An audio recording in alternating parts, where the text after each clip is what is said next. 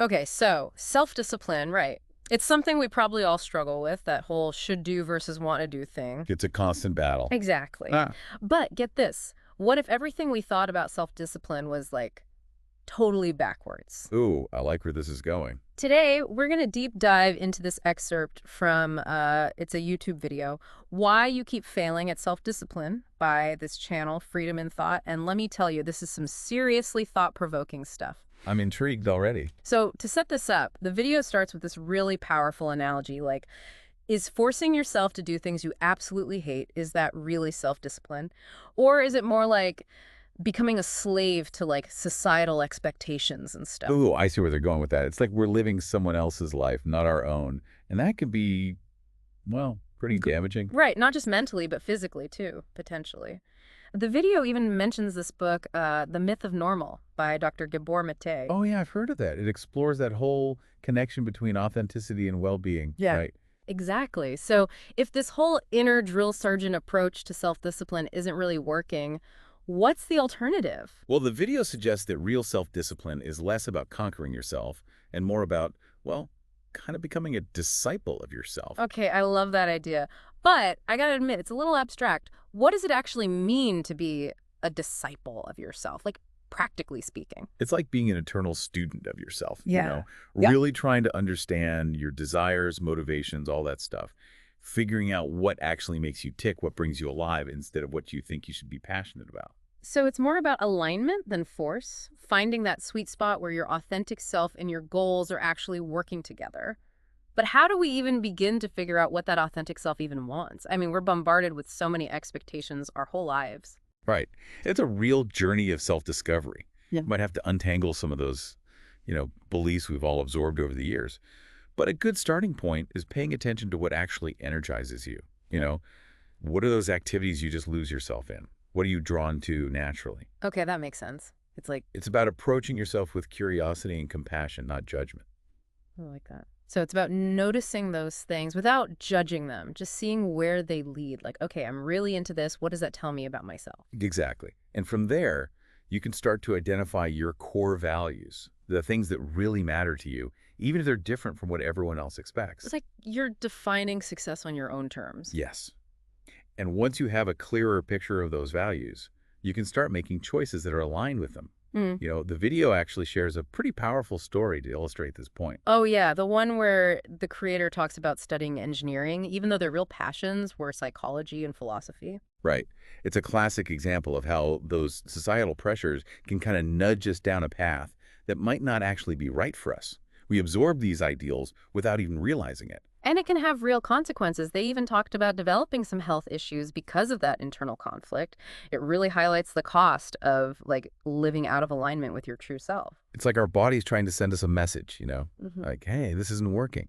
So if pushing ourselves constantly isn't the answer, what does a healthier approach to self-discipline actually look like? Well, that's where the video's reframing of self-discipline comes in. They argue it's not about willpower or denial, but Yeah. it's not about willpower or denial, but about understanding and working with your authentic self to achieve like a personally meaningful ideal? Yeah, it's about finding that alignment, not forcing yourself into a mold, but like discovering your own unique shape and letting yourself grow into it. That's why I love that phrase from the video, becoming a disciple of yourself. It's so powerful. It really does change the whole perspective. Instead of being a like tyrant to ourselves, we become like curious students of our inner world.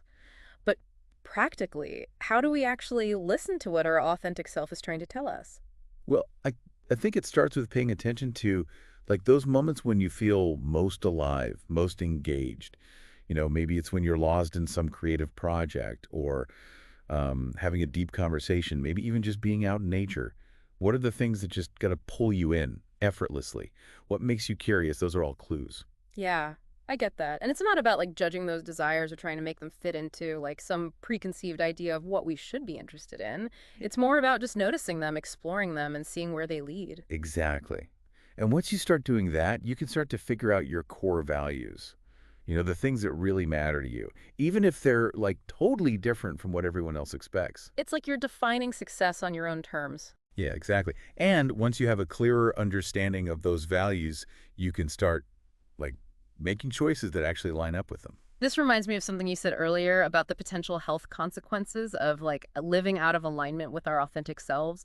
It's almost like our body gives us feedback when something's not right. Oh, absolutely. Yeah. And ignoring those signals can really backfire in the long run. The video even mentions the creator developing some GI issues because of that internal conflict. But it can show up in different ways, right? Anxiety, burnout, just that general feeling of being unfulfilled. So let's say you've done the work. You understand your authentic self, you figured out those core values, and you're starting to make choices that, actually align with them. How does that affect self-discipline? Does it get easier? That's the interesting thing, I think.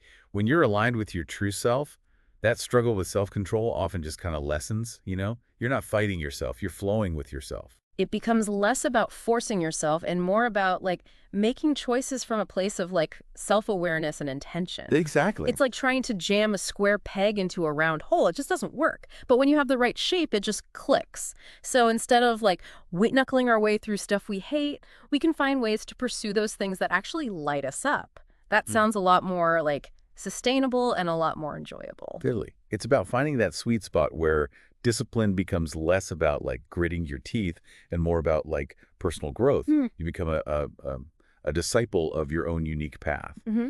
So thinking about that, how might this whole idea of aligning with your authentic self play out in your own life? You mentioned earlier that you're trying to build a new fitness habit. Oh, yeah, I've been trying to get back into running, but I'm having a hard time staying consistent.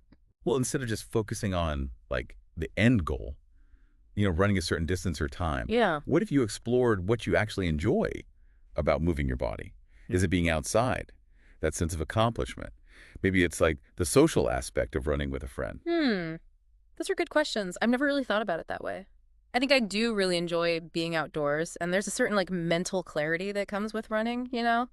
See, maybe incorporating those elements could help you feel more aligned with your fitness goals. Yeah. Like maybe you could find some scenic running trails or, I don't know, listen to an inspiring podcast while you run. Or maybe even find a running buddy who also loves being out in nature. I love those ideas. It's like shifting the focus from like forcing myself to run to creating an experience that I actually look forward to. Exactly. And when you're enjoying it, it's so much easier to stick with it. So thinking back to the video's overall message, they emphasize that true self-discipline isn't about they emphasize that true self-discipline isn't about denying yourself or like becoming some kind of self-improvement robot. Right. It's not about being perfect. Exactly. It's about understanding your own motivations and finding a path that feels, I don't know, both challenging and fulfilling. It's about finding that sweet spot. It keeps coming back to alignment, right? Yeah, it all comes back to that. It's not about forcing yourself into some mold. It's about discovering like your own shape. And giving yourself permission to grow into it. What's really striking me is how this whole concept of self-discipline, like reframed as self-alignment, could apply to way more than just, personal Oh, growth. for sure. Like, what if we applied these ideas to, like, our relationships or even, I don't know, the workplace? That's a really interesting thought. Like imagine approaching relationships with that same like curiosity and compassion, trying to really understand your partner's authentic self. And find ways to, like, support their growth, right? Exactly. Instead of trying to force them to fit some, I don't know, some ideal we have in our heads. Yeah. We could celebrate those things that make them unique. Yeah, it's almost like a recipe for, like, more authentic and fulfilling connections. For sure. And what about the workplace? Can we create environments that actually encourage people to tap into their like passions and talents? Instead of trying to fit them into these rigid roles, it's like taking this whole concept of self-discipline and scaling it up to create more authentic and fulfilling experiences on like every level. I love that.